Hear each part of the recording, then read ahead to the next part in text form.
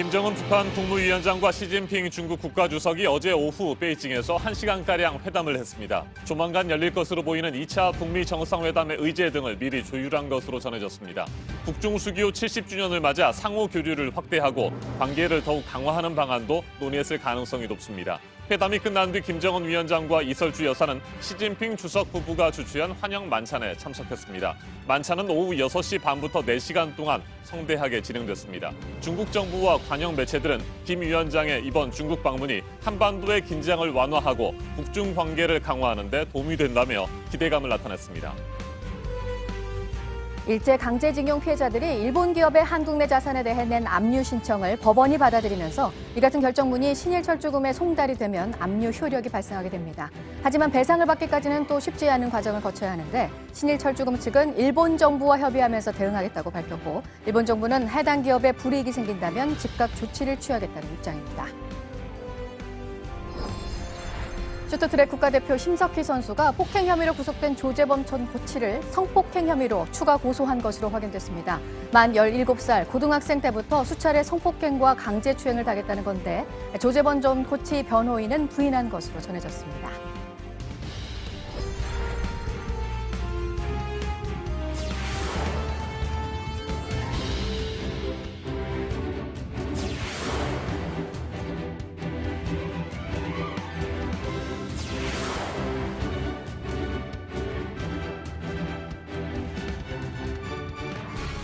김정은 북한 국무위원장이 자신의 35번째 생일인 어제 중국 베이징에 도착했습니다. 시진핑 주석과 인민대회당에서 1시간가량 정상회담을 했습니다. 2차 북미 정상회담의 준비 상황을 공유하고 양국의 협력 방안을 논의한 것으로 전해졌습니다. 김 위원장은 비핵화 의지와 한반도 정세 안정을 위한 계획을 밝혔고 시 주석은 지시를 표시했을 가능성이 높습니다. 네, 이후 환영 만찬이 4시간가량 성대하게 열린 것으로도 전해졌는데요. 북중 간의 우호 관계를 다시 한번 과시한 것으로 보입니다. 김정은 위원장은 지난 첫 번째 북미 정상회담 전후로도 중국을 찾아갔었고 때문에 이번 행보에 대해서 북미 정상회담 일정이 거의 결정된 게 아니냐는 분석이 나오고 있습니다. 1월 9일 수요일 아침엔 이재승 기자가 첫 소식으로 전합니다. 김정은 북한 국무위원장과 시진핑 중국 국가주석이 어제 오후 베이징 인민대회당에서 4차 정상회담을 했습니다. 2차 북미 정상회담을 사전에 조율하며 북중 관계 강화 방안에 대해 의견을 교환한 것으로 전해졌습니다. 회담은 1시간 정도 진행됐습니다. 지난해 6월 베이징을 방문했을 때와 회담 시간이 비슷해 두 정상이 만나기 전 세부 현안 조율을 마쳤고 굵직한 내용만 논의했을 것이라는 관측이 나옵니다.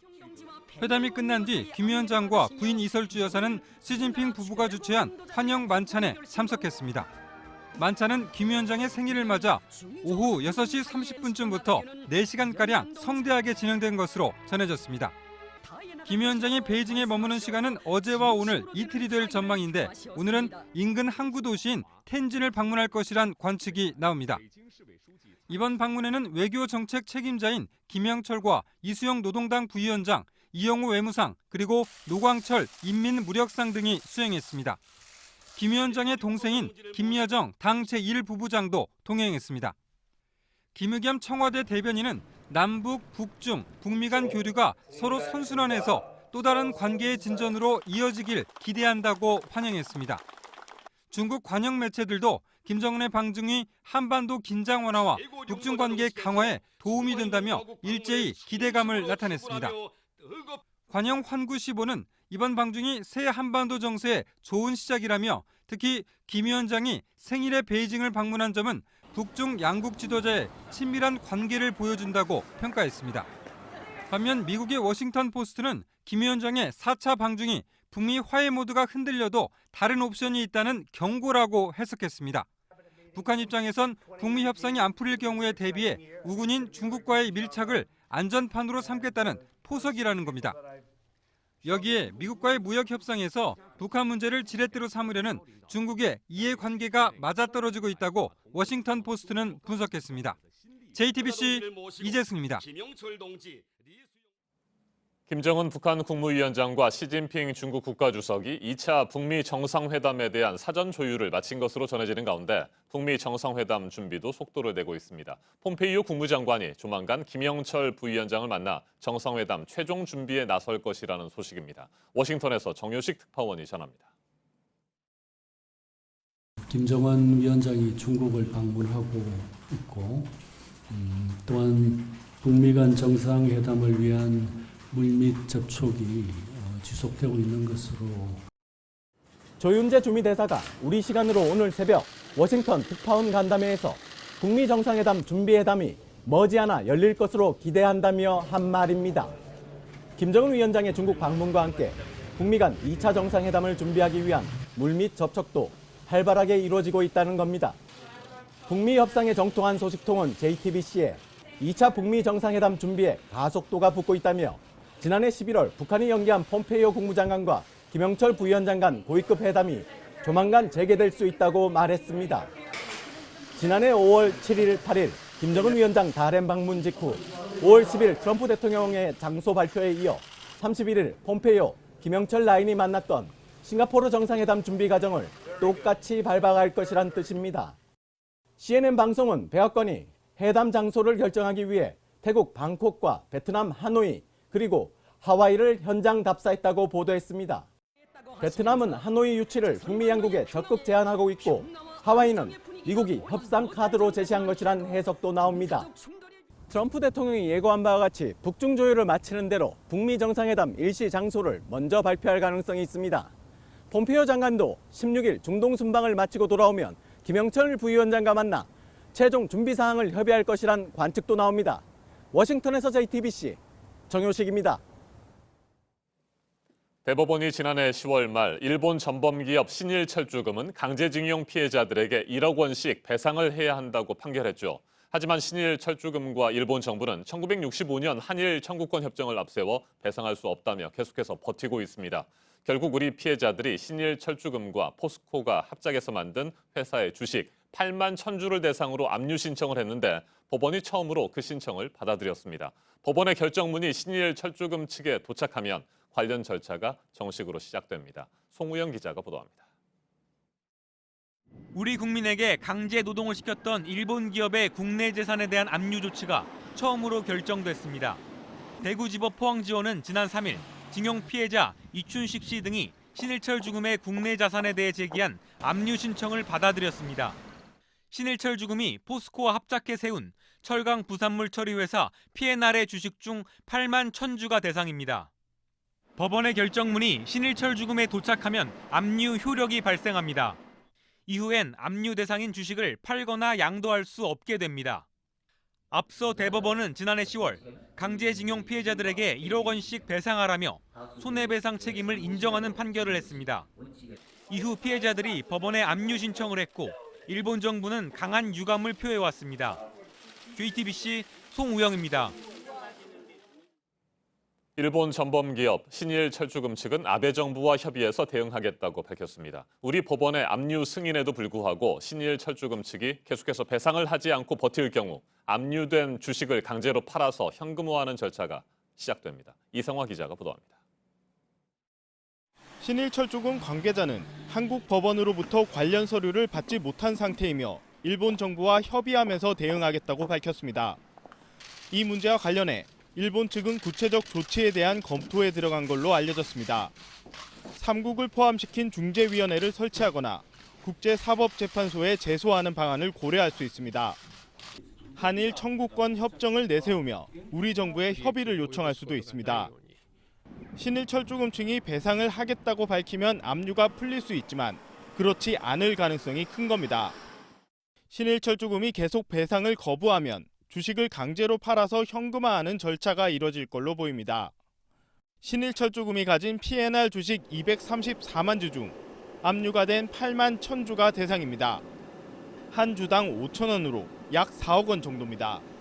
하지만 이때도 바로 팔지 못하고 주식을 매각해달라는 신청을 법원에 또 내야 합니다. 이에 대해서도 신일철주금 측이 계속해서 불복하게 되면 항고, 재항고 절차를 밟게 되고 재판은 계속해서 이어지게 됩니다. JTBC 이상화입니다. 네, 어제 발표가 된 청와대 2기 비서진 인사는 원조 친문 인사 2명을 앞세웠다는 점에서 친문계 강화로 해석이 되고 있습니다. 지금 여러 가지 난제가 많은 상황이어서 보다 신속한 대응이 필요하다고 청와대가 판단을 한 것으로 보이는데요. 야당들은 일제히 비판을 했습니다. 노영민 비서실장에 대해서는 주중대사라는 업무보다 개인 일정만 챙겼다는 지적이 이어졌고, 또 윤도한 소통수석에 대해서도 언론사에서 퇴직한 지 일주일 만에 임명이 된 것이어서 언론인 공정성이 훼손됐다는 비판이 나왔습니다. 김나한 기자가 보도합니다. 임종석 대통령 비서실장은 어제 자신의 후임 노영민 주중대사를 직접 소개했습니다. 2기 청와대 비서실을 이끌어갈 노신임 실장은 이른바 원조 친문 인사입니다. 2012년 대선 때 문재인 당시 후보의 비서실장을 맡았습니다. 재작년 대선 때는 조직본부장을 지냈습니다. 노신임 실장은 몸을 낮췄습니다. 어떤 주제든 누구든 어떤 정책이든 가리지 않고 경청하겠다라는 약속을 드립니다. 한병도 정무수석 자리에는 강기정 전 의원이 왔습니다. 강 수석 역시 친문 인사라는 평을 받습니다. 문 대통령의 당대표 시절 정책위 의장으로 일했고 대선 때는 문재인 캠프의 총괄수석 부본부장을 맡았습니다. 유명찬 국민소통수석의 후임으로는 윤도한 전 MBC 논설위원이 임명됐습니다. 윤 수석은 지난해 말에 명예퇴직해 사실상 현직 언론인 발탁이라는 지적도 나옵니다. 청와대의 어제 인사에 대해 더불어민주당은 국정 쇄신 의지를 환영한다고 호평했습니다. 하지만 자유한국당은 원조 친문사단의 귀환으로 국민 소통의 길은 더욱 막혀버릴 것이라며 비판했습니다. JTBC 김나한입니다. 네, 쇼트트랙 국가대표 심석희 선수가 조재범 전 코치로부터 성폭행을 당했다면서 추가로 고소를 한 사실이 알려지면서 또 한 번 충격이 커지고 있습니다. 2014년 심석희 선수가 고등학교 2학년 때부터 시작해서 수차례 성폭행과 강제추행이 있었다는 건데요. 경찰이 지금 진위를 파악하고 있습니다. 조 전 코치 측 변호인은 성폭행 혐의를 전면 부인한 것으로 전해졌습니다. 백수진 기자입니다. 심석희 선수는 조재범 전 코치에게 상습적으로 성폭행을 당했다는 내용의 고소장을 지난달 17일 법원에 제출했습니다. 이날은 심석희가 조 전 코치의 2심 재판에 증인으로 출석해 초등학교 때부터 상습 폭행을 당했다고 털어놓은 날이었습니다. 고소장에는 심석희가 고등학교 2학년이었던 2014년 여름부터 조 전 코치에게 강제추행과 성폭행을 당했다는 내용이 담겼습니다. 범행을 저지를 때마다 주변에 알리지 못하도록 협박했다고도 했습니다. 이런 성폭행은 중요한 국제대회 전후에도 평창올림픽이 열리기 2달 전까지도 이어졌습니다. 횟수로 4년입니다. 수사에 들어간 경찰은 조 전 코치의 휴대전화와 태블릿 PC 등을 압수했습니다. 심석희는 지난달 법정 증언을 통해 초등학교 1학년 때부터 맞았다. 초등학교 4학년 때는 아이스하키 채로 맞아 손가락 뼈가 부러졌다고 피해 사례를 토로했습니다. 올림픽 직전 폭행 당시엔 이러다 죽을 것 같다는 생각을 하게 됐고 또 폭행 후유증으로 우울증을 겪고 있다고 호소하기도 했습니다. JTBC 백수진입니다. 이번에는 오늘 아침 체크해봐야 할 뉴스들을 분야별로 살펴보겠습니다. 먼저 정치 분야입니다. 정부가 독감 치료제인 타미플루 20만 명분을 북한에 보내기로 했습니다. 약 구입 비용과 수송비는 남북협력기금에서 지원하고 육로로 운송해서 배송해서 북한 측에 넘겨줄 계획입니다. 자유한국당이 전국 15개 지역에서 당협위원장을 공개 오디션 방식으로 선발한다고 밝혔습니다. 심사는 내일부터 12일까지 사흘 동안 진행되며 유튜브로 생중계할 예정입니다. 더불어민주당이 오늘 당원 자격심사위원회를 열고 무소속 송금주 의원과 이영호 의원에 대한 입당 심사를 진행합니다. 지난 총선 당시 국민의당 소속이었던 두 사람은 바른미래당과 민주평화당으로 갈라지는 과정에서 탈당한 뒤 무소속으로 있다가 지난달 말 민주당에 입당 신청서를 냈습니다. 네, 어제 우리 증시 삼성전자가 예상치보다 한참 아래의 실적을 발표한 이른바 어닝쇼크의 여파가 컸습니다. 코스피가 11포인트 하락해서 2020선으로 내려왔는데요. LG전자도 지난해 4분기 영업이익이 그 전해 같은 기간에 비해서 79%가 떨어졌습니다. 오늘 새벽에 뉴욕 증시가 미중 무역 협상에 대한 기대감으로 상승세를 이어갔는데 우리 증시에는 또 제한이 있을지 오늘 주목됩니다. 레모나로 잘 알려져 있는 경남제약이 증시에서 곧바로 퇴출될 위기를 일단 넘겼습니다. 지난달에 예비심사에서는 상장 폐지 결정이 내려졌었는데 본심사에서는 1년이라는 시간을 더 주고 판단하겠다는 결정이 나왔습니다. 주식 거래 정지는 계속 유지가 됩니다. 동생인 신동빈 롯데그룹 회장과 수년 동안 경영권 분쟁을 해온 형 신동주 전 일본 롯데홀딩스 부회장이 화해를 하자는 편지를 동생에게 보낸 사실이 알려졌습니다. 편지를 받은 신동빈 회장은 그렇다면 어떤 반응을 보였는지 일단 답장은 하지 않았다고 하는데요. 롯데그룹 측도 진정성이 없다면서 부정적인 것으로 전해졌습니다.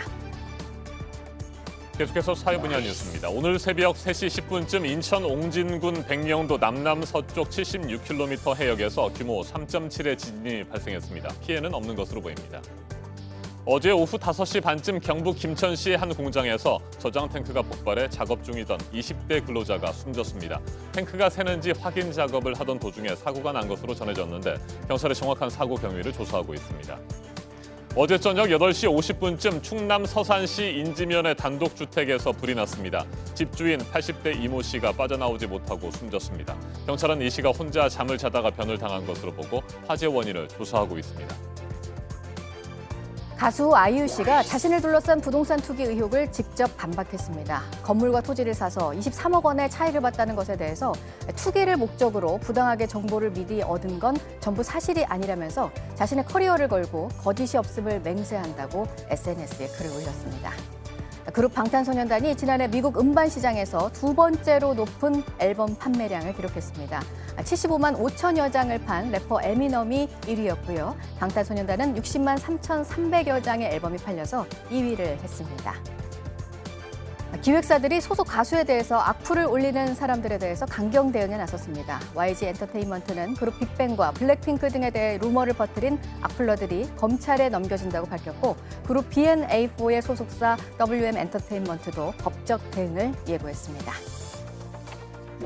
윤장현 전 광주시장 그리고 사기범 김모 씨의 첫 재판이 오늘 있습니다. 공판 준비 기일이 오늘 열립니다.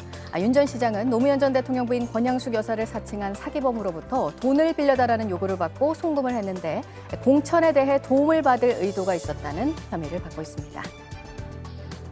비서를 성폭행한 혐의의 안희정 전 충남지사 항소심은 오늘 마무리가 됩니다. 오늘 결심 공판이 진행이 되는데요. 검찰은 1심처럼 징역 4년을 구형할 예정입니다. 항소심 선고는 다음 달 1일에 내려집니다. 어제 시작이 된 설 연휴 열차 예매, 오늘은 호남, 전라, 강릉선 구간 열차 예매를 하실 수 있습니다. 어제 경부선과 경전선 등의 승차권은 48만 석이 예매가 됐습니다. 지금까지 분야별로 오늘 눈여겨봐야 할 뉴스들 체크해드렸습니다. 이어서 날씨 정보 알려드립니다. 출근길 반짝 한파가 기승입니다. 밤사이 찬 공기가 내려오면서 오늘 아침 어제 같은 시각보다 3, 4도 정도 기온이 더 떨어졌습니다. 현재 서울이 영하 9도, 광주와 대구가 영하 5도, 대관령은 영하 19도까지 떨어져 있고 바람 때문에 체감 온도가 더 낮은 곳도 많습니다. 내일은 다시 평년 수준의 기온 회복하겠고 모레 금요일부터 기온이 더 오르면서 온화한 날씨 예상됩니다. 이후 주말까지 계속 평년 기온을 웃돌겠습니다. 전국 대부분 지역에 건조특보 발효 중입니다. 특히 해안과 산간 지역은 내일까지 바람이 강해서 화재 발생 시 큰 불로 이어질 수 있겠습니다. 각별히 조심하셔야겠습니다. 오늘 한낮 기온은 서울이 영하 1도, 대구가 5도, 또 광주가 4도로 예상되면서 평년 수준과 비슷하거나 조금 낮겠고요. 북한도 평양과 개성, 중강 지역 등에서 종일 영하권에 머물며 춥겠습니다. 내일 서울의 기온은 영하 6도에서 최고 4도까지 오르겠습니다. 금요일 밤에는 제주에 비가 내리겠고 토요일에는 강원 영동과 남부지방 곳곳에 비 소식이 있습니다. 기상정보였습니다.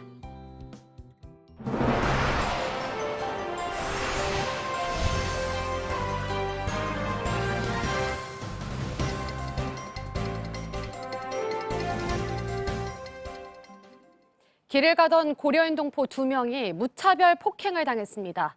가해자들은 고등학교 3학년 학생 3명이었습니다.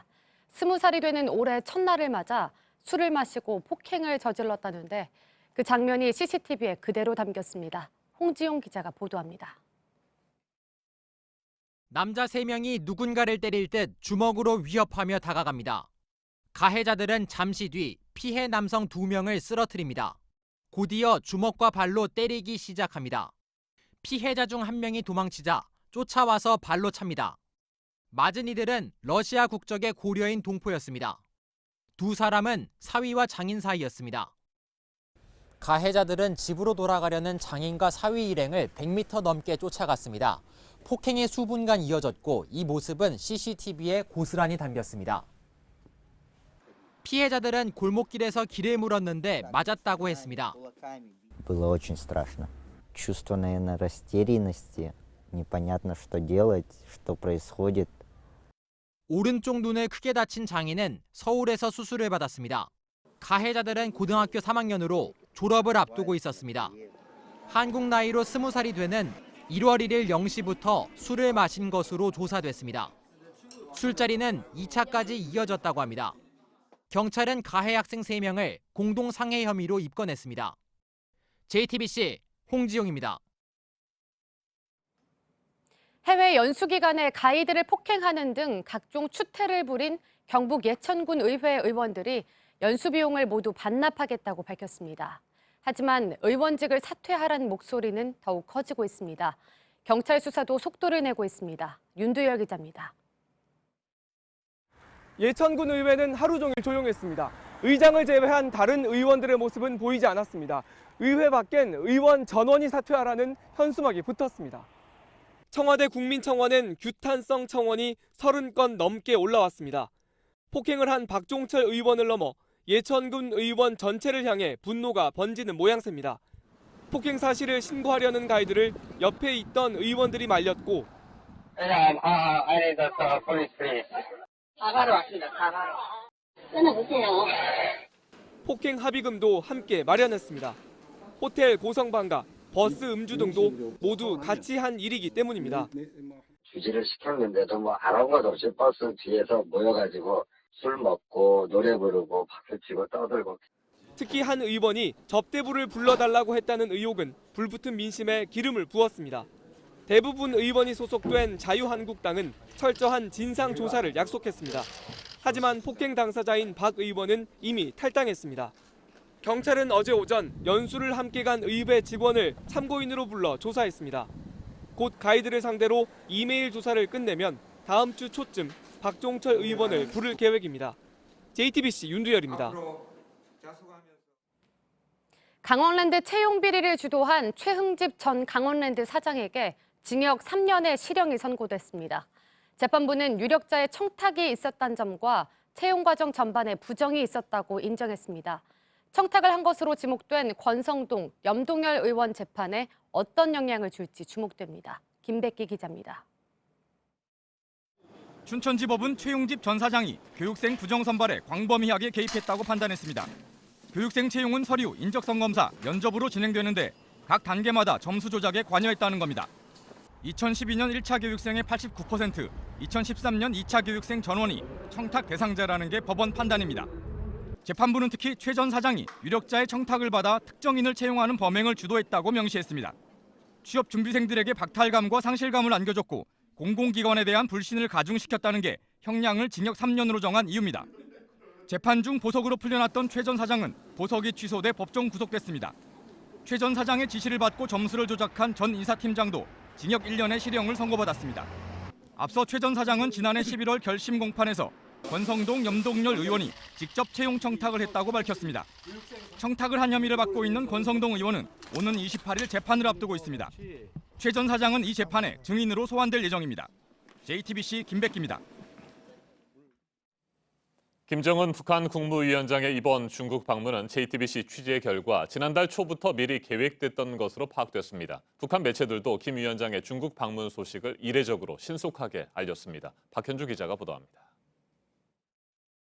김정은 위원장의 방중이 계획된 시기는 한 달여 전이었던 걸로 전해졌습니다. 박종철 경상대 교수는 외교 소식통을 인용해 김정은 위원장의 방중은 지난달 초에 이미 잡힌 것이라고 말했습니다. 북미 정상회담과는 별도로 먼저 잡혀 있었던 겁니다. 비핵화 협상이 더딘 상황에서 중국과 평화협정 추진 방안 등을 논의하며 돌파구를 찾으려 했다는 분석도 냈습니다. 일각에선 북한이 2차 북미 정상회담에서 꺼낼 비핵화 방안에 대해 중국에 설명하기 위한 차원이란 해석도 나옵니다. 미국하고 빅딜을 지금 추진하려고 하는 것 같고 상당히 중요한 노력을 하려고 한다. 중국의 지지를 획득하려고. 북미 사이에 탑다운 방식으로 비핵화談判이 이뤄지는 상황에서 중국이 소외되는 걸 막기 위해서란 겁니다. 북한 매체들은 김 위원장이 베이징에 도착하기도 전부터 소식을 전했습니다. 최고 용도자동 측에서는 환송 나온 간부들과 인사를 나누시고 전용 열차에 오르시었습니다. 지난해 3번의 방중 때는 일정 마지막 날 보도했습니다. JTBC 박현주입니다. 김정은 북한 국무위원장이 중국을 4번째 방문했습니다. 시진핑 주석과 어제 1시간가량 정상회담을 했고 4시간 동안의 성대한 환영 만찬에도 참석했습니다. 김정은 위원장의 이번 중국 방문은 북미 관계와 한반도 정세에도 큰 영향을 미칠 것으로 보입니다. 시진핑 주석과는 구체적으로 어떤 얘기를 나눴을지도 궁금합니다. 김용현 동국대 북한학과 교수와 한 걸음 더 들어가겠습니다. 안녕하십니까? 네, 안녕하십니까? 네, 김정은 위원장이 시진핑 주석과 어제 1시간 동안 정상회담을 했습니다. 이후에 4시간가량 환영 만찬에도 참석을 해서 얘기를 나눴겠습니다만 네네. 정상회담 시간만으로는 1시간 정도면 그리 긴 시간은 아닙니다. 어떤 얘기들을 했을까요? 그렇습니다. 1시간 동안의 정상회담은 결국 사전에 정상회담 의제나 또는 전반적인 내용들이 정리가 실무적 차원에서 됐다 이렇게 봐야 될 것 같고요. 큰 틀에서 논의해야 될 것들이 그 논의가 이루어지는 시간, 그것이 이제 1시간 정도였다 이렇게 봐야 될 것 같습니다. 통역까지 아마 포함되어 있다고 보면은 그 논의할 수 있는 시간 자체는 그렇게 길지는 않았다. 결국 2개의 주제인 것 같습니다. 하나는 한반도 비핵화 평화 체제 프로세스의 현재 조건에서 제2차 북미 정상회담을 앞두고 사전에 두 정상이 만나서 미리 조율하는, 그러니까 1차 북미 정상회담 때도 이제 그런 모습이 있었습니다만 이번에도 사전 조율의 성격이 강하다 이렇게 봐야 될 것 같고요.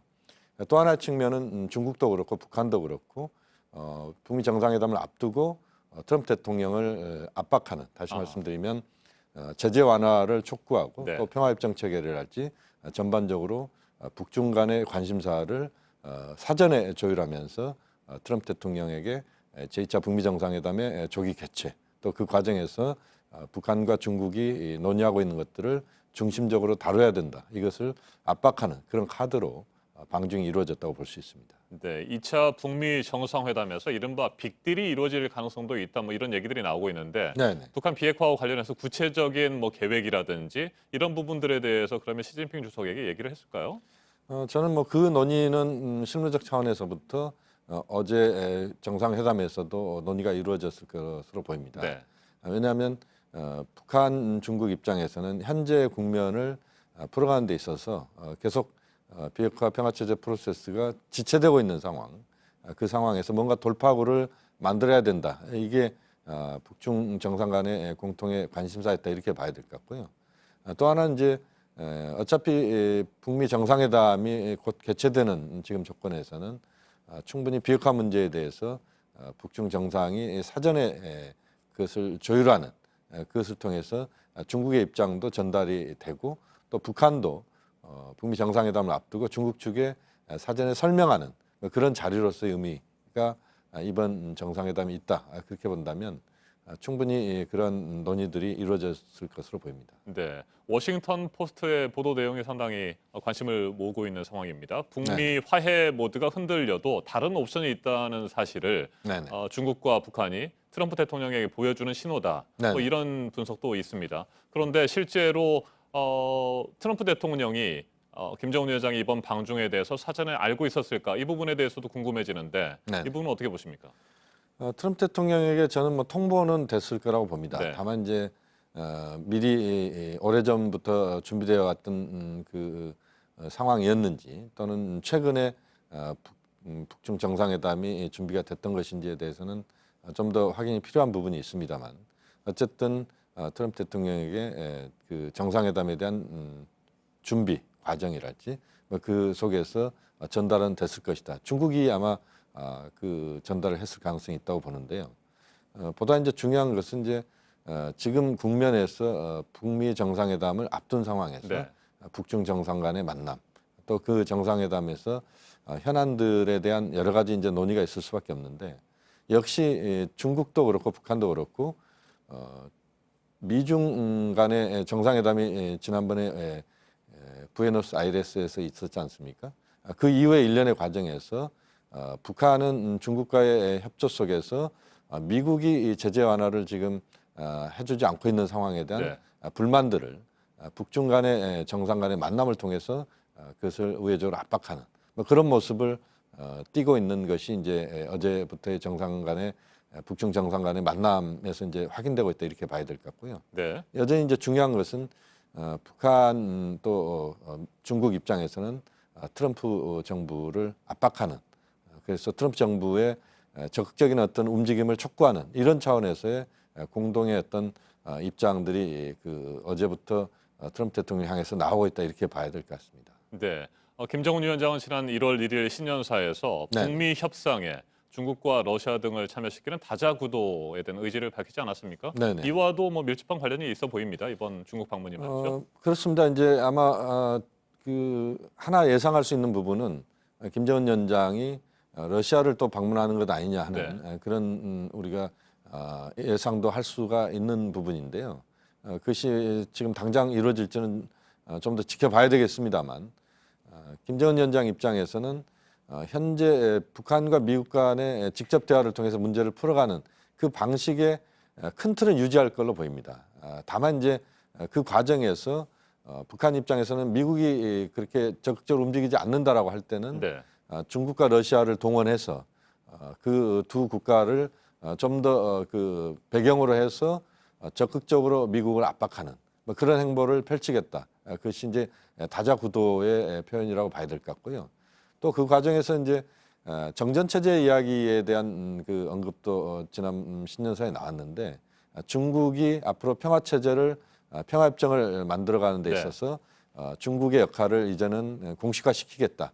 그것을 통해서 북한과 중국이 미국과의 어떤 현재 문제를 풀어가는 데 있어서 북중 간의 협력 속에서 문제를 풀어갈 수도 있는 요소가 분명히 있다는 것을 트럼프 대통령에게 강하게 시사하는 그런 행보가 지금 하나 둘씩 나오고 있다 이렇게 볼 수도 있습니다. 네. 말씀하신 대로 북한의 비핵화와 한반도 평화 체제를 구축하는 과정에서 중국, 네네. 뭐 러시아 등이 보다 적극적으로 참여를 하게 된다면 국제사회의 지지를 얻어낸다는 측면에서는 좋겠습니다만 네네. 우리 정부 입장으로서는 좀 더 셈법이 복잡해지는 것 아닌가 뭐 이런 우려도 있습니다. 물론 그렇습니다. 지금 이제 남북미 중심으로 작년도에 프로세스가 진행돼 왔던 것은 빠른 속도로 비핵화 문제를 풀어가보자는 그런 취지에서의 접근법이었다고 볼 수 있습니다.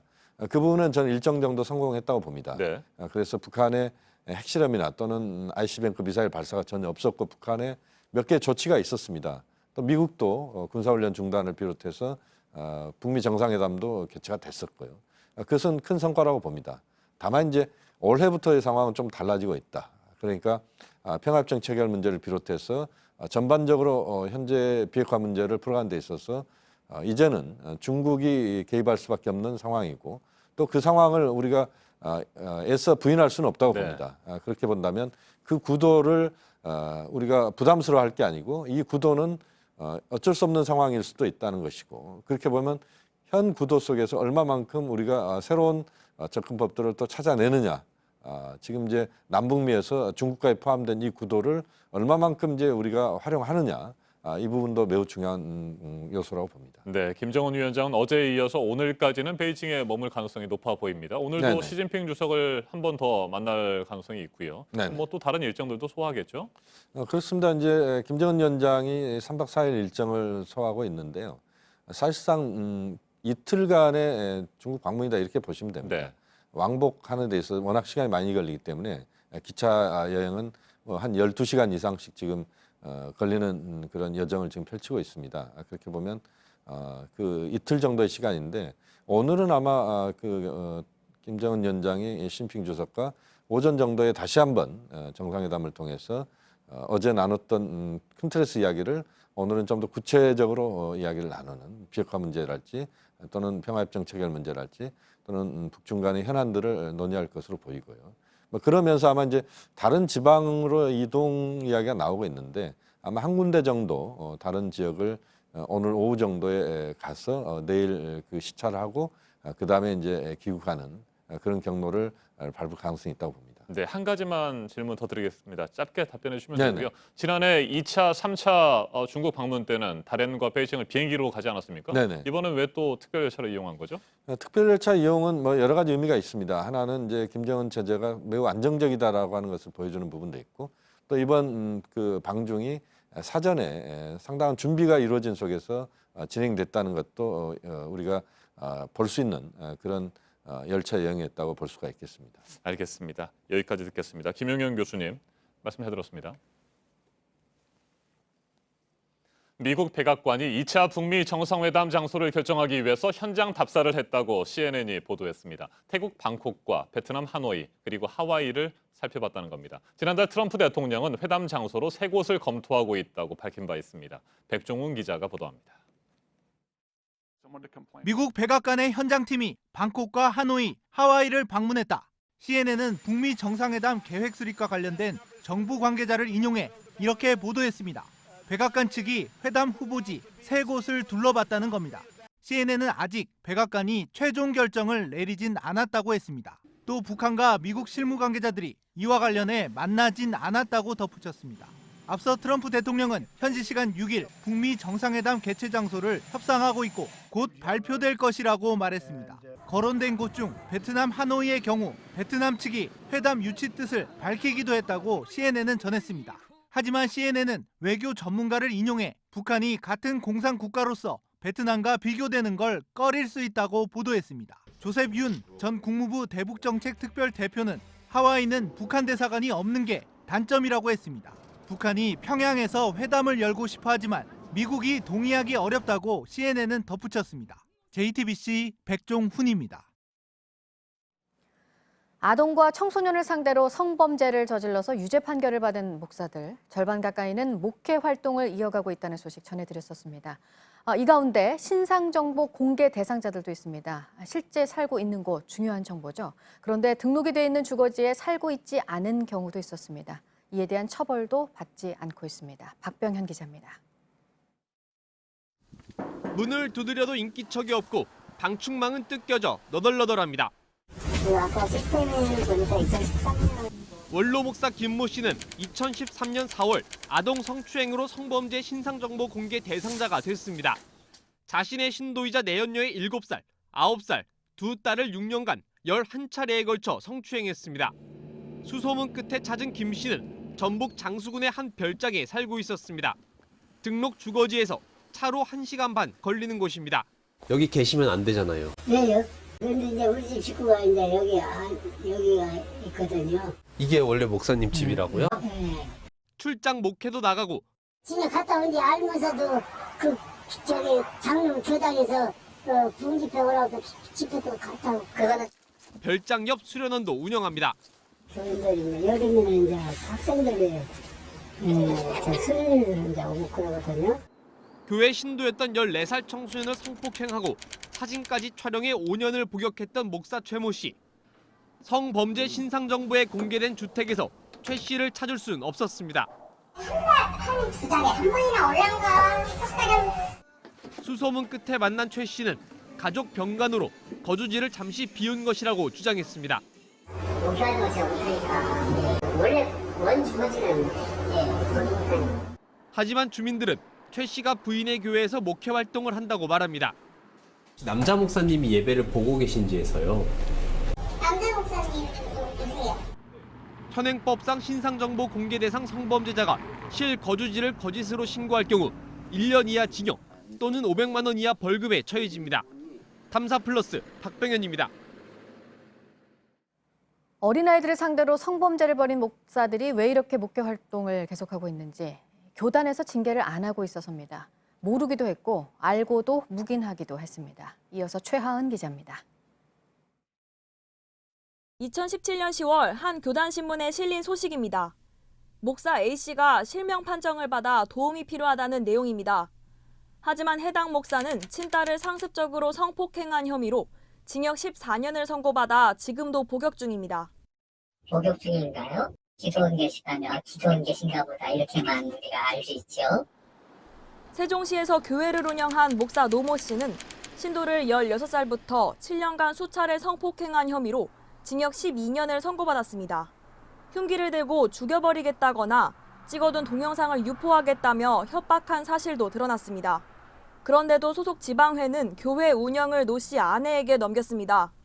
일본에 가서 지금 사역하고 있는 줄 알고 있죠. 거지 전도하는 걸로 알고 있다고. 목사님이 나는 목회를 못하겠다고 하니 그 사모님한테 그것을 이제 넘긴다고 그렇게 했으니까 내가 허락만 한 거죠. 목사 범행을 알고도 이를 묵인한 교단도 있습니다. 경기도 가평의 한 교회. 담임 목사 이모 씨는 아내가 운영한 아동복지시설에서 14살 청소년을 가슴이 작다며 성적 학대한 혐의로 8개월을 복역했습니다. 아버지의 입장에서 아이를 길렀는데 거기서는 접촉이 되다 보니까 노회에서 조사를 벌였지만 징계는 내리지 않았습니다.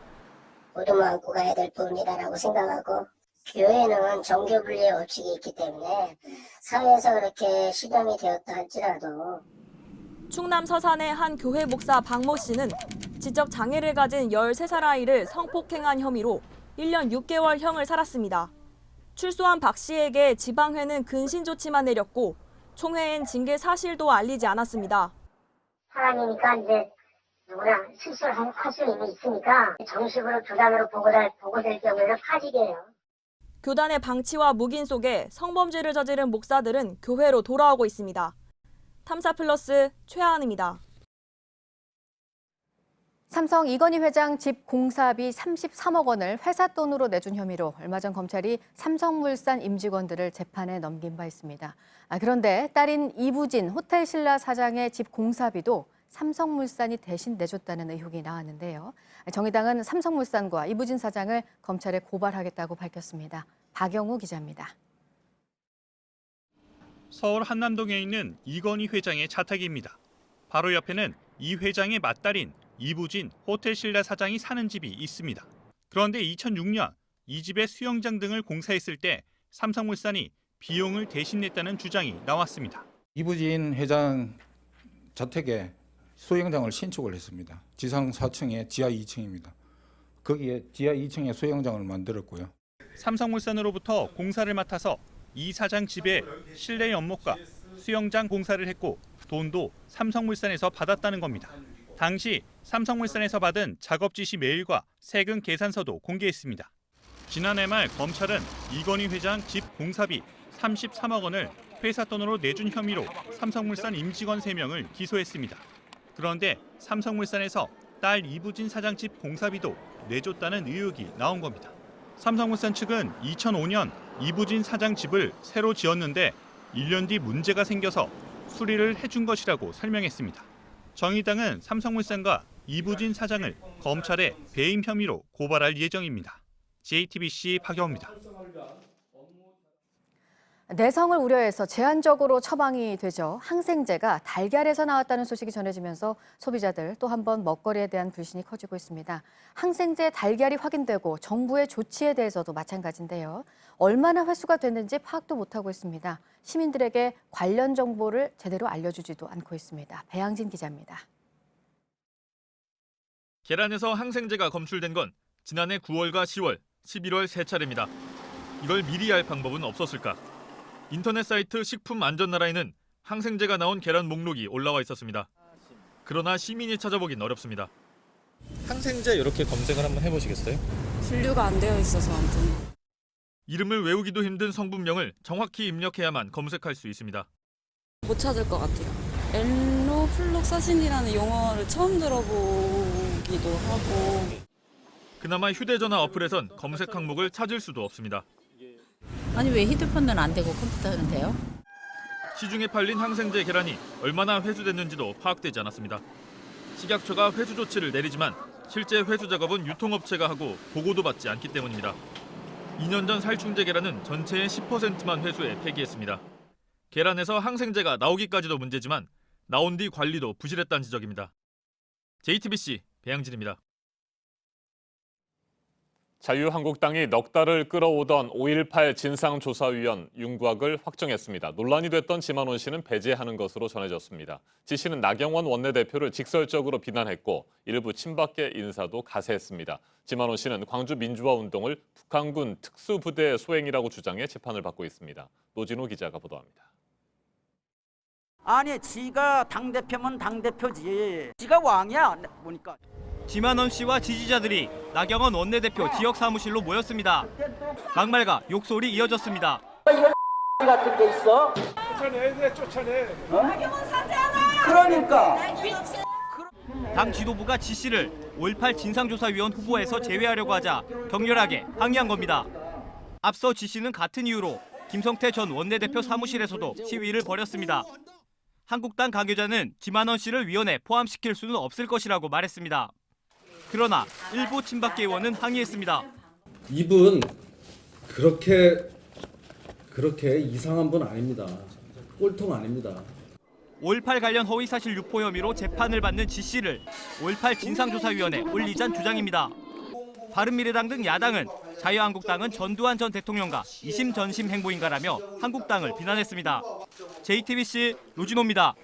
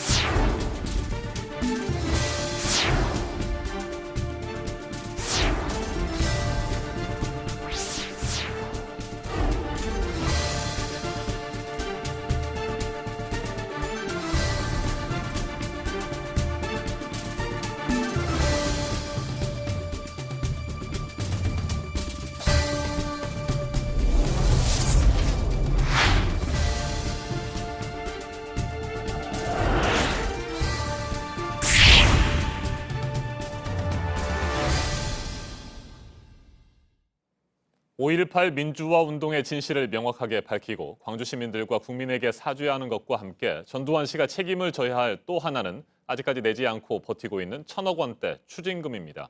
전 재산이 29만 원뿐이라는 말로 돈이 없다며 20년 넘게 납부하지 않고 있죠. 1995년 전 씨를 수사했던 수사본부장은 당시 전 씨가 총체적인 책임을 인정했고 실제로 가진 돈도 많았다고 말했습니다. 유선희 기자가 전합니다.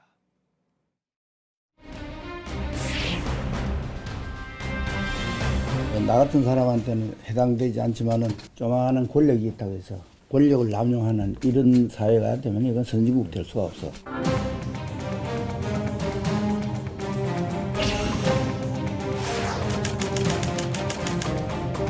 그런 거 왜 놔두고 있느냐 이런 아래 사람들 신문하듯이 그렇게 얘기한 겁니다. 총체적인 책임을 내가 진다 이런 얘기는 했어요.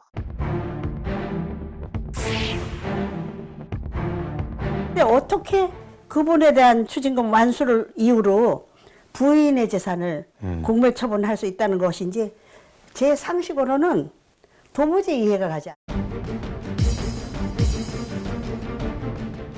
노태우 대통령보다 조금 적어요. 받은 돈은 원래 더 많은데도. 갖고 있는 재산이 상당히 좀 있었다라고. 예.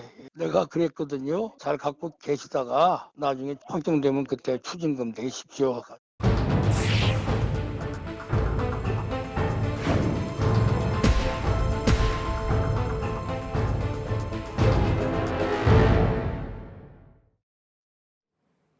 네, 보유세를 매기는 기준이 되는 단독주택 공시가격이 최근에 공개가 됐고요. 비싼 주택들뿐만 아니라 서민주택들도 가격이 많이 올라서 세금 부담이 커지게 됐다면서 논란이 있었습니다. 하지만 부촌과 서민주거지, 또 고가주택과 일반주택 간의 상승폭 격차가 컸습니다. 전다빈 기자가 설명해 드리겠습니다. 서울 주요 지역 4개 동의 표준 단독주택 공시가격을 살펴봤습니다. 지역별로 오름폭 차이가 뚜렷합니다. 용산구 한남동과 강남구 삼성동 등 대표적 부촌은 40% 이상 올랐습니다. 하지만 은평구 불광동, 도봉구 쌍문동 등 강북 지역은 평균 상승률이 10%에 못 미쳤습니다. 한남동 단독주택 123채의 평균 공시가격은 지난해보다 7억 원 오른 21억 원이었습니다. 불광동 단독주택 209채는 3천만 원가량 오른 평균 3억 6천만 원에 그쳤습니다. 같은 동네라도 비싼 집일수록 공시가격이 많이 올랐습니다. 한남동에선 집값이 10억 원 이하인 주택은 공시가격이 평균 35% 올랐습니다. 반면 10억 원 넘는 집은 상승률이 평균 53%에 달합니다. 한국감정원은 그제까지 표준 단독주택 22만 가구의 집주인들로부터 공시가격에 대한 의견을 들었습니다. 공시가격은 이달 확정돼 보유세를 매기는 기준으로 활용됩니다. JTBC 전다빈입니다.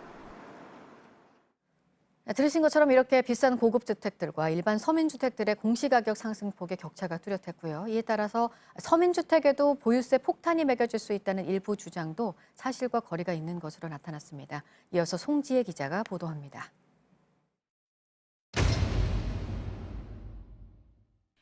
이번에 공시가격이 41% 올라 23억 원대가 된 한남동 주택입니다. 보유세는 50%, 약 375만 원 오르는 걸로 나타났습니다. 비싼 집이라도 한 채만 갖고 있을 땐 세금이 한 번에 50% 넘게 오르지 않기 때문입니다. 공시가격이 8% 오른 불광동 3억 원대 주택은 보유세가 약 7만 원 오르는 데 그쳤습니다.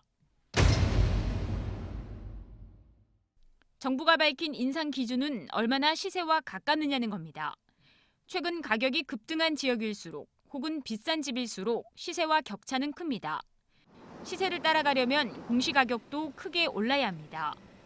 반면 비교적 싼 집들은 시세도 오름폭도 크지 않아 공시가격이 덜 올랐다는 설명입니다. 4월 말에는 아파트 공시가격도 발표됩니다.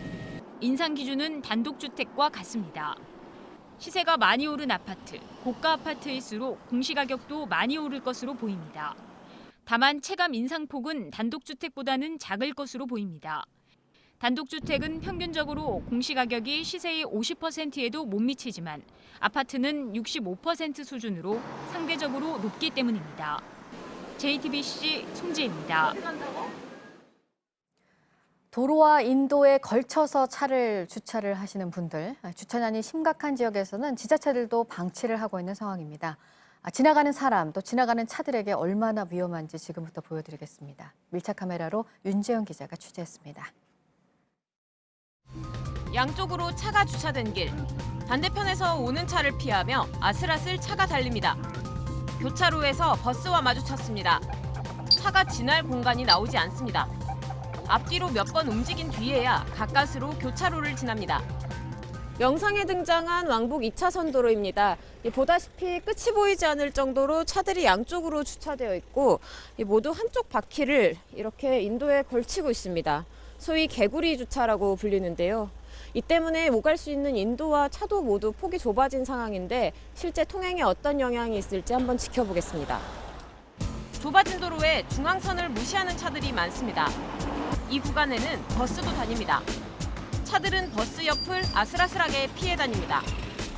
마을버스 아닙니다. 이 길가에 주차된 차들 때문에 이 노선 운행은 고난이도로 여겨진다는데 지금 이 골목에서도 버스 옆으로 차 한 대가 지나기 빠듯합니다. 너무 문제예요. 어지간히 매 이중주차. 버스 정류장은 이렇게 어떻게 하는 거예요? 어린이 보호구역도 예외가 아닙니다. 차들도 엄청 많고 정체도 많이 심하고 그러면 그 정체된 사이사이로 애들이 지나가요 또. 날이 저물자 차들이 더 많아집니다. 길가에 주차한 운전자가 차에서 내리다가 버스와 부딪힐 뻔합니다. 버스는 속도를 늦추거나 멈춰서기를 반복합니다. 현행법상 차도 가장자리 선의 종류는 4가지. 흰색 실선이면 주차가 가능하지만 노란 실선이 있는 곳은 특정 시간 말고는 주정차가 안 됩니다. 단속 대상이지만 심각한 주차난에 해당 지자체도 방치한 상황. 인근 아파트 주민들은 위험을 토로합니다. 버스하고 저와 같이 코너를 돌게 되면 각이 안 나와서 서로 오도 가도 못하는 상황이 발생하게 되거든요. 불편하지만 어쩔 수 없다는 주민도 있습니다. 주차할 수만 있으면 되는데 지금 고용주차 있는데도 그거 순번 따려면 2년 3년 걸려. 공영 주차장은 늘려줘야 한다. 구청 측은 단속에 나서기도 주차장을 늘리기도 쉽지 않다는 입장입니다. 옛날에 집을 막 지어가지고 주차장을 갖다 개념이 없었던 거죠. 골목이 좁아가지고 주차장을 만들 수가 없어요. 한국교통연구원이 내놓은 적정 주차장 확보율, 즉 차 등록 대수 대비 주차면 수는 204%입니다. 하지만 경기도는 절반인 100%에 그칩니다. 인천의 한 주택가, 이곳 인도에도 차들이 줄지어 있습니다. 이곳은 차도가 흰색 실선으로 되어 있고 또 인도의 턱이 굉장히 낮습니다. 따라서 차들이 인도의 절반 이상을 차지하며 줄지어 주차되어 있습니다. 하지만 이 때문에 장애인을 위한 점자 보도블럭은 무용지물이 되어버렸고 지금 저처럼 이렇게 좁은 인도 대신 차도로 차와 함께 다니는 사람들이 많습니다. 걸어 다닐 때가 불편하죠. 자꾸 도로로 나가서 걷게 되고. 주차가 금지된 주변 식당가와 번화가에서도 차들이 인도를 점령했습니다. 공영 주차장이 없어요. 저쪽 위쪽에 하나 있는데 너무 협소해요. 굉장히 힘들어요, 주차하기가. 주차장이 아닌 곳의 인도 위 주차는 불법이지만 단속은 제대로 안 되고 있습니다. 주차 공간이 턱없이 모자란 상황에서 지자체는 인도를 넘어선 차들에 눈 감고 있습니다. 이로 인해 보행자와 운전자 모두의 안전이 위협받고 있습니다. 밀착 카메라 윤재영입니다.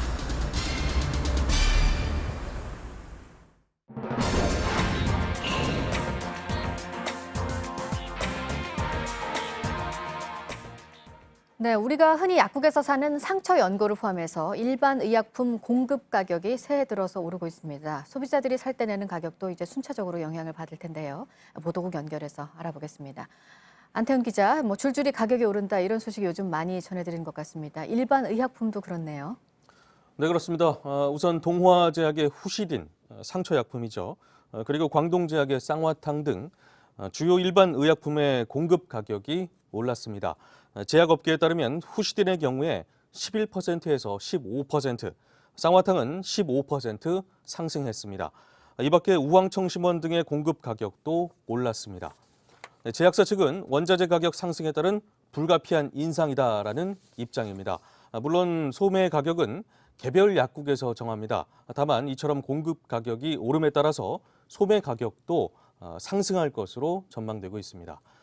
다음은 북한이 오는 3월 10일에 최고인민회의 대의원 회의 선거, 최고인민회의 대의원 선거를 실시한다고 밝혀서 전해드리겠습니다. 최고인민회의 대의원 임기는 5년입니다. 이번 선거 이후에 새로 최고인민회의가 꾸려지면 김정은 위원장 체제의 2기 전열이 재정비되는 것입니다. 최고인민회의는 헌법상 입법권을 갖는 북한의 최고 주권기관으로 최고인민회의 대의원 선거는 우리나라의 국회의원 선거격입니다. 네, 미국과 중국 간의 무역 협상에 대한 기대감이 커서 간밤에 뉴욕 증시가 또 상승했다는 소식도 앞서 전해드렸는데 협상을 하루 더 하기로 했다고요? 이건 어떤 의미로 받아들이면 될까요? 네, 미중 양국의 차관급 실무 대표단은 애초 중국 현지 시간으로 7일과 8일 이틀 일정으로 협상을 벌이기로 했습니다. 미 언론들은 협상 관계자의 말을 인용해서 현재까지 협상이 잘 진행되고 있다면서 협상을 하루 더 연장하기로 했다라고 보도했습니다.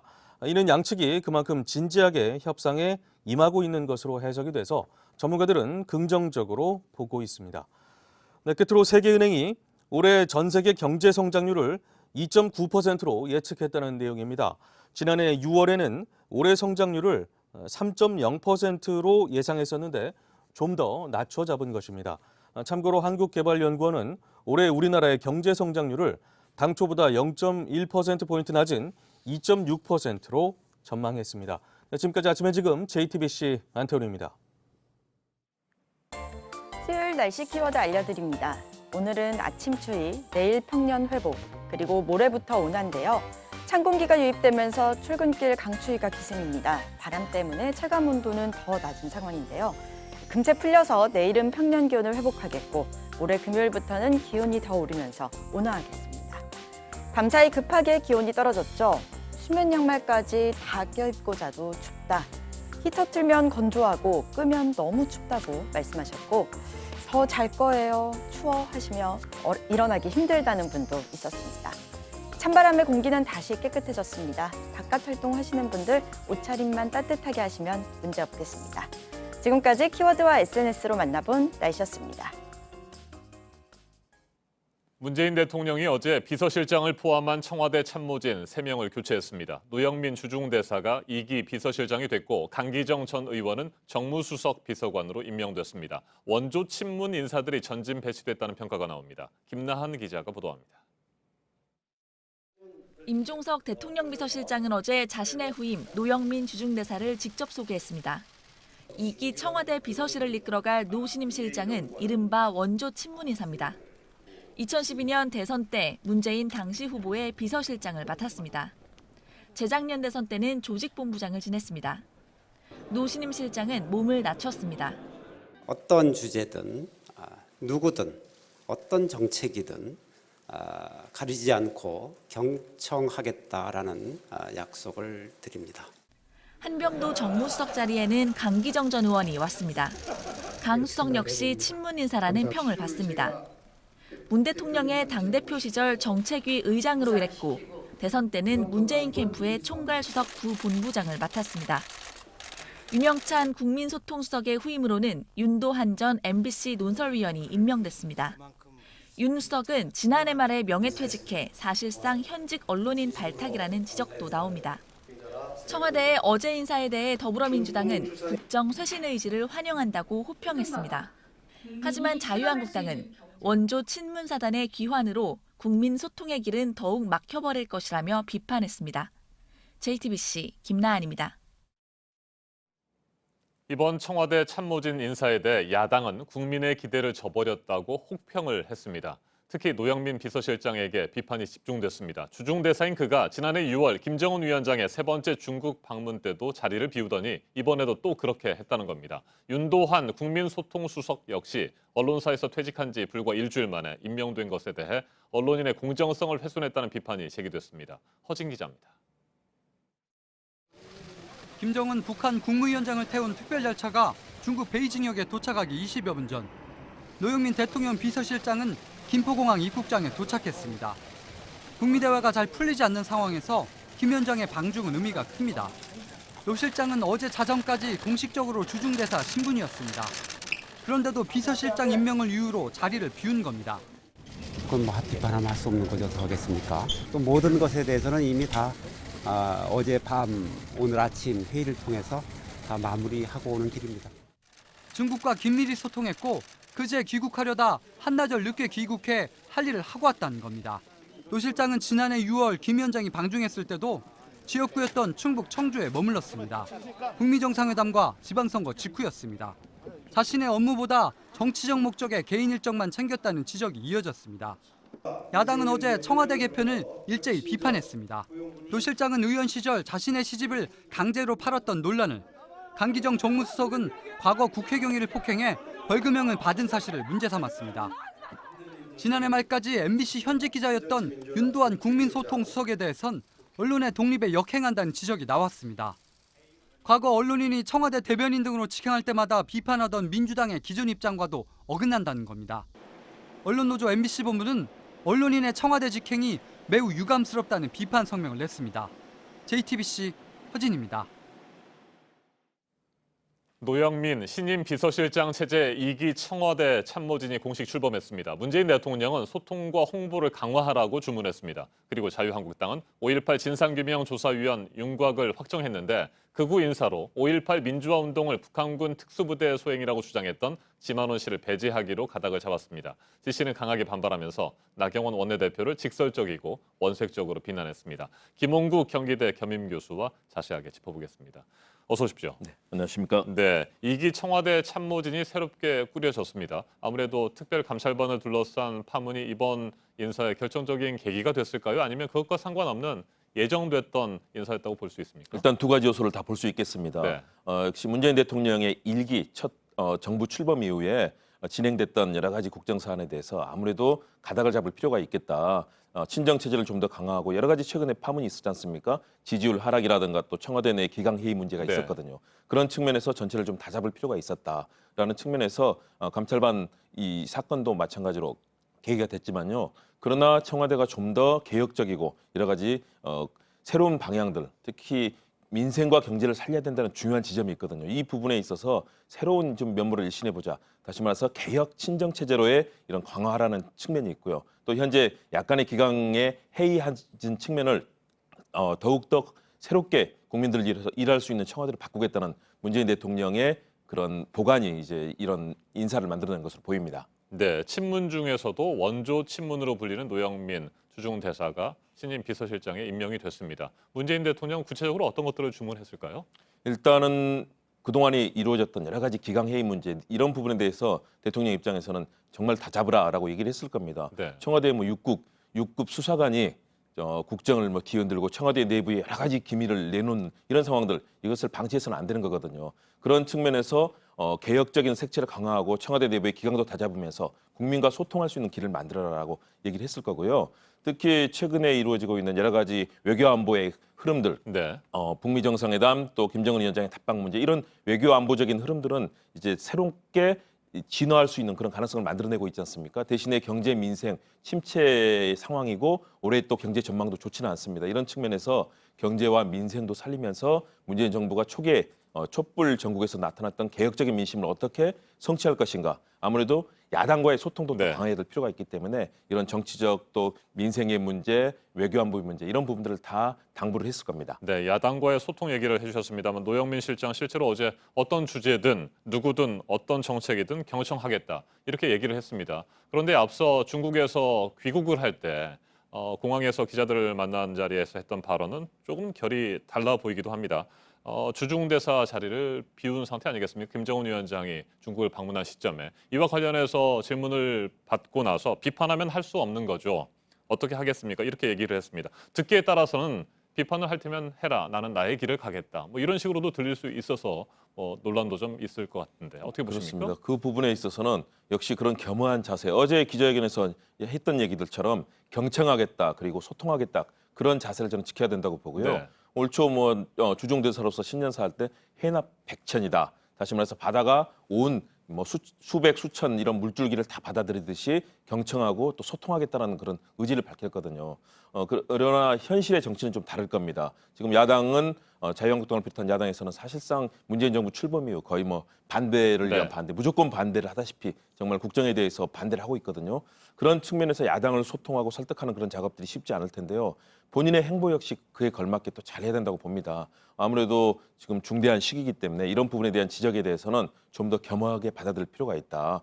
내 갈 길을 가기보다는 국민이 생각하는 눈높이에 맞춰서 정부와 또 국정개혁을 소통할 수 있는 그런 가능성을 만들어야 되기 때문에 저는 노영민 비서실장이 정말로 겸허한 모습으로 본인이 얘기했던 경청과 소통의 자세를 가져야만 이런 난제들을 풀 수 있을 거다. 좀 더 겸허할 필요가 있다고 봅니다. 네, 강기정 정무수석은 2010년에 국회의 경위를 폭행했던 사례가 거론이 되고 있고 윤도환 국민소통수석은 현직 언론인이 청와대로 사실상 곧바로 간 건 아니냐 이런 비판을 받고 있습니다. 일단 윤도환 수석 같은 경우는 그동안 굉장히 개혁적인 언론인이었고요. MBC의 노조가 만들어질 때 첫 1호 노조원이 되면서 여러 가지 비판적인 탐사 보도를 만드는 등 언론인으로서는 굉장히 유능하고 인품도 좋다고 알려져 있습니다. 대신에 이런 측면들 불과 일주일, 그러니까 12월 31일에 명예퇴직하고 이제 청와대에 들어온 셈인데요. 사실은 좀 짧습니다. 그런 것처럼 MBC 이 노조가 비판했던 점은 귀 기울일 필요가 있습니다. 물론 과거에 민경호 의원 같은 경우는 오전에 데스크회의에 참석했다 오후에 가는 그건 하루도 아니고요. 바로 몇 시간 사이에 정말로 언론인의 그런 명예를 실추시킨 일이 있거든요. 그런 과거의 사례들에 비교하면 조금 더 어떤 평가를 할 수 있을지 모르지만 그럼에도 불구하고 언론인의 자세로서는 최소한 몇 개월의 좀 기간을 가지고 정말 국민들께 언론인과 또 정치인의 다른 점들을 보여줘야 되거든요. 그런 측면에서 분명히 아쉬운 점이 있고요. 강기정 의원은 직접 아마 현장에서 국회에서 만나보면 굉장히 합리적이고 또 정책통입니다. 굉장히 그런 국민과 소통도 잘하고 하는데 당시 상황이 굉장히 격한 상황들이 있었습니다. 예산안 놓고 여러 가지 당시에 야당, 여당 사이에 격렬한 그런 상황 속에서 이루어진 일이기 때문에 아마 합리적이고 또 정책 측면에서도 유능한 강기정 수석이 아마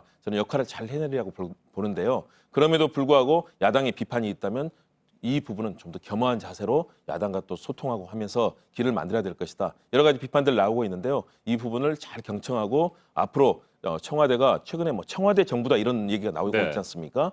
관료 사회가 잘 움직이게 해주고 야당과 소통하면서 청와대가 대통령의 이 국정 수행에 도움이 되도록 해야 된다. 이런 측면에서 좀 더 겸허하게 나설 필요가 있다고 봅니다. 네, 자유한국당은 요즘 5.18 진상규명 조사위원 선정 문제 가지고 시끄럽습니다. 지만원 씨를 사실상 배제하기로 가다가 잡은 모양인데 제시가 강하게 반발하고 있네요. 네, 그나마 다행입니다. 제1야당인데 지만원 씨 같은 경우는 사실상 거리에서 떠도는 풍설이라든가 이런 것들을 가지고 더군다나 5.18 광주 민주화운동 관련해서도 북한군 개입설을 내놓는 등 이미 법원에서 여러 차례 처벌까지 받았거든요. 그럼에도 이런 얘기를 하는 분 사실상 어떤 이 정부위원회에서 어떤 것 또 국회의원회에서 합리적인 그런 조사와 이런 것들을 논리적으로 끌어낼 수 있는 능력은 없는 것으로 보이거든요. 네. 그리고 그동안 나왔던 여러 발언으로 봤을 때 이런 극우 인사가 어떻게 위원회 의원을 하겠습니까? 이런 부분을 놓고 갈팡질팡했던 자유한국당 모습은 제1야당으로서는 부끄러운 모습이다. 지금이라도 가닥을 잡은 것은 다행이라고 보고요. 정말로 제1야당답게 국민들께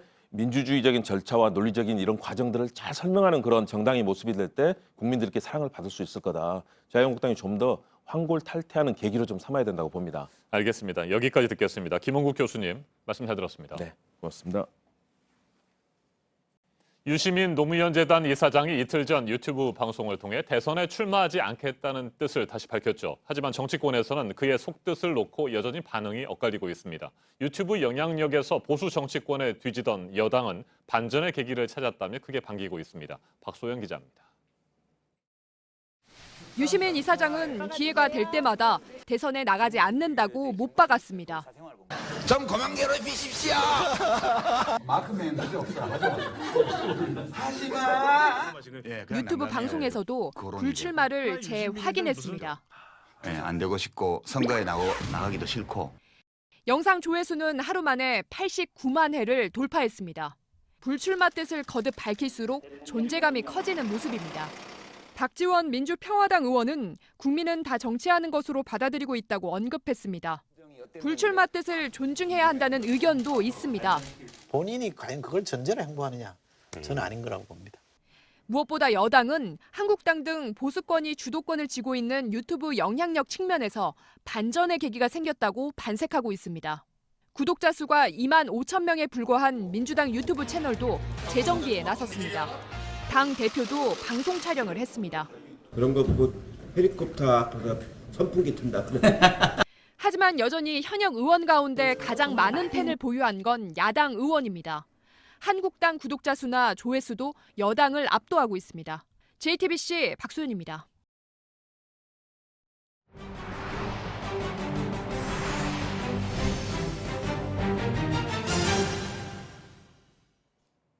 일본과의 레이더 갈등이 증폭되고 있습니다. 이번에는 일본 정부가 레이더 문제에 미국 측을 끌어들이려 한 사실이 밝혀졌습니다. 미국은 이런 일본 측의 요구를 거절했는데요. 자민당 내에선 더 강하게 대응해야 한다는 목소리가 쏟아졌습니다. 윤서령 특파원이 보도합니다. 따뜻한 물 오라고 따뜻한. 지난 4일 국방부가 레이더 논란과 관련한 동영상을 공개하기 바로 몇 시간 전 우리 합동참모본부에 해당하는 일본 통합망료 간부에서 미국 측에 전화를 걸었습니다. TV 아사히에 따르면 한국 군함이 레이더를 조준했다는 증거가 있다는 등의 설명을 했습니다. 미국이 갖고 있는 데이터와 비교하면 일본 측의 주장이 맞다는 게 확실해진다며 사실상 중재를 요청했던 겁니다. 2013년 중국 해군과 일본 자위대 사이에 레이더 조준 논란이 있었을 때 미국을 통해 해결한 사례가 있습니다. 하지만 이번에 일본의 요청은 거절됐습니다. 내심 미국이 일본의 손을 들어주길 바랐지만 한국과 일본 모두 미국의 동맹국인 만큼 관여를 꺼린 겁니다. 전날 자민당 국방부회 안보조사회 합동회의에선 제3자 기관의 판단을 맡기자는 말까지 나왔습니다. 日本政府は遺憾である、そして協議をするという、これではやはりスタンスとして少し弱いんじゃないか。 한국이 유엔 제재 결의를 어기고 북한과 접촉하다가 발견돼 레이더를 쏜 것 아니냐며 인도적 활동을 문제 삼는 발언도 나왔습니다. 도쿄에서 JTBC 윤서령입니다. 영국 히스로 공항 인근에 드론이 나타나 한때 이륙이 중단됐습니다. 현지 시간 8일 오후 히스로 공항 인근에서 드론을 봤다는 신고가 접수됐습니다. 조사가 진행되는 동안 안전을 위해 비행기의 이륙이 중단됐다가 재개됐는데요. 공항 관계자는 계속해서 상황을 예의주시하고 있다고 말했습니다. 앞서 지난달 19일에도 게트윅 공항의 활주로에 정체불명의 드론이 나타나 항공기의 이착륙이 전면 중단됐었는데요. 당국은 항공기와 승객의 안전을 위해 공항 반경 5km 이내에선 드론의 비행을 전면 금지시켰습니다. 남아프리카 공화국에서는 열차 충돌 사고가 있었습니다. 출근 시간대 선로를 달리던 열차 2대가 부딪혔는데요. 지금까지 최소 3명이 숨지고 300여 명이 다쳤습니다. 부상이 심각한 사람들이 많아서 희생자는 더 늘어날 것으로 우려되는데요. 당국이 정확한 사고 원인을 조사하고 있습니다. 유조선에서 검은 연기가 치솟습니다. 어제 오전 홍콩 라마섬 인근 바다에서 베트남 국적의 유조선이 알 수 없는 이유로 폭발했는데요. 배에 타고 있던 선원 26명 중 1명이 숨졌고 2명은 실종된 상태입니다. 폭발 직후 바다로 뛰어든 선원 23명은 모두 구조됐습니다. 중국 베이징의 한 초등학교에서 흉기를 든 남성이 무차별적으로 어린이들을 공격하는 사건이 있었습니다. 남성은 학교 복도에서 망치로 아이들의 머리를 내리쳤습니다. 20명의 어린이가 다쳐 병원으로 옮겨졌는데요. 다행히 생명에는 지장이 없는 상태입니다. 남성은 곧바로 체포돼 조사 중인데요. 전 학교 관리인으로 개학 연장이 불발되자 앙심을 품고 범행을 저지른 것으로 알려졌습니다. 앞서 지난해 11월에도 중국의 한 초등학교 교문 앞에서 아이들을 향해 차가 돌진하는 일이 있었는데요.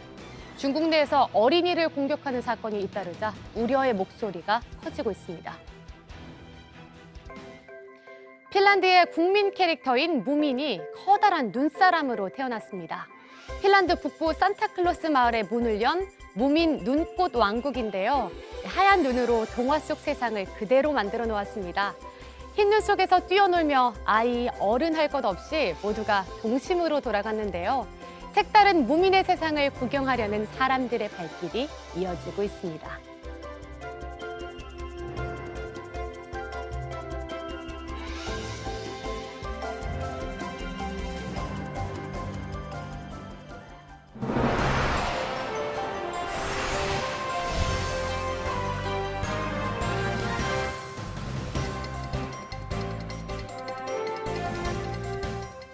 네, 수요일 아침 8시 17분 지나고 있습니다. 일제 강제징용 피해자들에게 배상을 해야 한다는 결정이 대법원에서 나왔고요. 일본 기업의 국내 재산에 대해서 피해자들이 낸 압류 신청도 법원이 받아들였습니다. 이제 신일철주금에 이 같은 법원 결정문이 도착을 하면 압류 효력이 발생하게 되는데요. 하지만 주식 매각 등에 대해서 해당 기업이 받아들이지를 않으면 실제 배상까지는 또 시간이 걸립니다. 먼저 송우영 기자입니다. 우리 국민에게 강제 노동을 시켰던 일본 기업의 국내 재산에 대한 압류 조치가 처음으로 결정됐습니다. 대구지법 포항지원은 지난 3일 징용 피해자 이춘식 씨 등이 신일철 주금의 국내 자산에 대해 제기한 압류 신청을 받아들였습니다. 신일철 주금이 포스코와 합작해 세운 철강 부산물 처리 회사 P&R의 주식 중 8만 1,000주가 대상입니다. 법원의 결정문이 신일철 주금에 도착하면 압류 효력이 발생합니다. 이후엔 압류 대상인 주식을 팔거나 양도할 수 없게 됩니다. 앞서 대법원은 지난해 10월 강제징용 피해자들에게 1억 원씩 배상하라며 손해배상 책임을 인정하는 판결을 했습니다. 이후 피해자들이 법원에 압류 신청을 했고 일본 정부는 강한 유감을 표해왔습니다. JTBC 송우영입니다. 이에 대해 신일철주금 측은 계속 일본 정부와 협의를 하면서 대응을 하겠다는 입장입니다. 일본 정부도 구체적 조치를 검토하고 있는 것으로 전해졌는데요. 앞서 일본 기업이 불이익을 당하지 않도록 다양한 준비를 하고 있다고 밝힌 바 있습니다. 이어서 이상화 기자입니다. 신일철주금 관계자는 한국 법원으로부터 관련 서류를 받지 못한 상태이며 일본 정부와 협의하면서 대응하겠다고 밝혔습니다. 이 문제와 관련해 일본 측은 구체적 조치에 대한 검토에 들어간 걸로 알려졌습니다.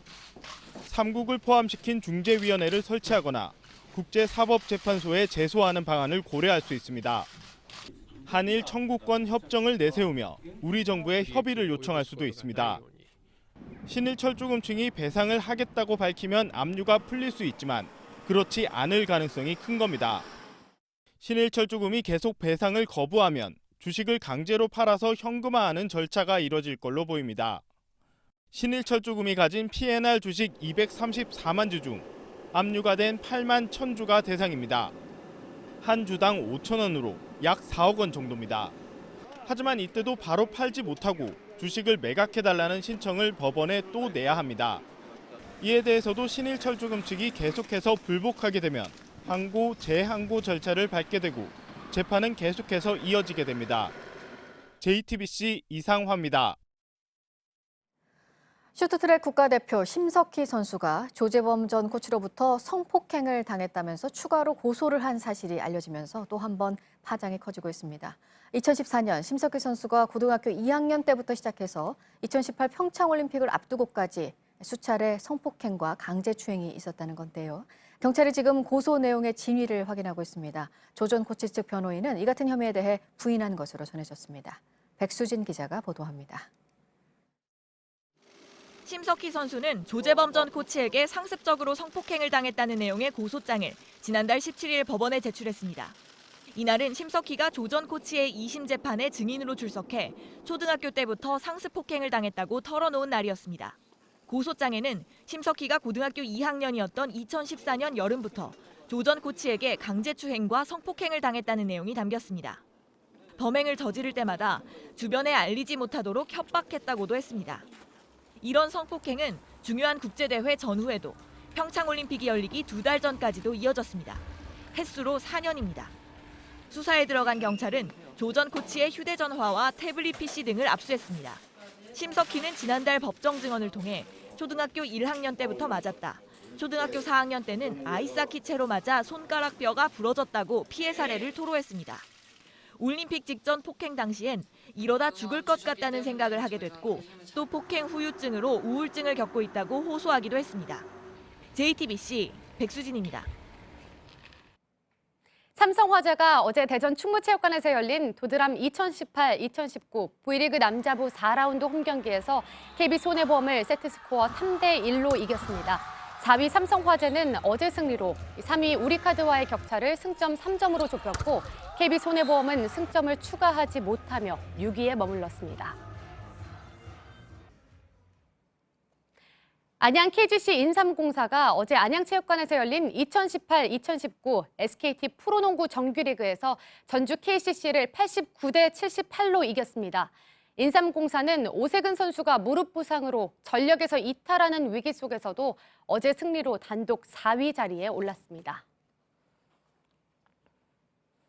대한체육회가 새 사무총장과 충북 진천 국가대표 선수촌장의 인선을 오는 15일 발표합니다. 이기흥 체육회장은 이사회에 먼저 새 사무총장과 선수촌장 임명자를 보고한 뒤 언론의 선임 배경을 설명할 예정이라고 밝혔습니다. 체육회는 지난해 연말 체육계 원로와 전문가 7명으로 구성된 인사추천위원회를 구성해 후임자를 물색해왔습니다.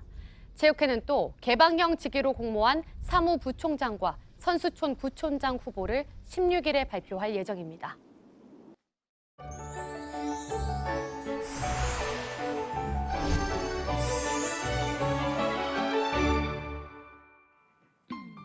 오늘 아침 반짝 한파가 찾아왔습니다. 아침 기온 어제 같은 시각보다 3, 4도 정도 낮은데요.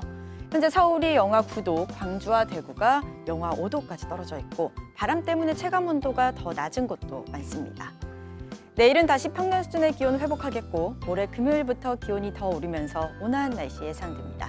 이후 주말까지 계속 평년 기온을 웃돌겠습니다. 전국 대부분 지역에 건조특보 발효 중입니다. 특히 해안과 산간 지역은 내일까지 바람이 강해서 화재 발생 시 큰 불로 이어질 수 있겠습니다. 각별히 조심하셔야겠습니다. 오늘 한낮 기온 서울이 영하 1도, 대전과 전주 2도, 대구 5도, 광주 4도로 평년 수준과 비슷하거나 조금 낮겠고요. 북한도 평양과 개성 중강 지역 등 종일 영하권에 머무는 곳이 많겠습니다. 내일 서울의 기온은 영하 6도에서 최고 4도까지 오르겠습니다. 금요일 밤에는 제주에 비가 내리겠고 토요일에는 강원 영동과 남부지방에 비 소식이 있습니다. 기상정보였습니다. 아침엔 뉴스워치, 오늘 하루 관심을 가지고 지켜봐야 할, 기억해야 할 뉴스 끝으로 정리해드립니다. 김정은 북한 국무위원장과 시진핑 중국 국가주석이 어제 오후 베이징에서 1시간가량 회담을 했습니다. 조만간 열릴 것으로 보이는 2차 북미 정상회담의 의제 등을 미리 조율한 것으로 전해졌습니다. 회담이 끝난 뒤 김정은 위원장과 이설주 여사는 시진핑 주석 부부가 주최한 환영 만찬에 참석했습니다. 만찬은 오후 6시 반부터 4시간 동안 성대하게 진행됐습니다. 중국 정부와 관영 매체들은 김 위원장의 중국 방문이 한반도의 긴장을 완화하고 북중 관계를 강화하는 데 도움이 된다며 기대감을 나타냈습니다. 일제 강제징용 피해자들의 일본 기업 한국자산을 압류해달라는 신청을 법원이 받아들인 가운데 해당 기업인 신일철조금 측은 일본 정부와 협의하면서 대응해가겠다는 입장을 밝혔습니다. 일본 정부도 구체적인 조치를 준비하고 있는 것으로 전해졌습니다. 쇼트트랙 대표팀 조재범 전 코치로부터 초등학교 1학년 때부터 폭행을 당했다고 밝힌 심석희 선수가 고등학교 시절부터는 성폭행까지 당했다며 고소장을 제출한 사실이 추가로 확인됐습니다. 다음 달 1일부터 7일까지 설 연휴 기간 열차 승차권이 어제 경부선 등에서는 48만 1000석이 예매됐습니다. 오늘은 호남과 전라, 강릉선 등의 예매가 진행이 됩니다. 오늘 전해드릴 소식은 여기까지입니다. 이상으로 JTBC 뉴스 아침엔 수요일 순서 모두 마치겠습니다. 건강한 하루 보내시기 바랍니다. 고맙습니다.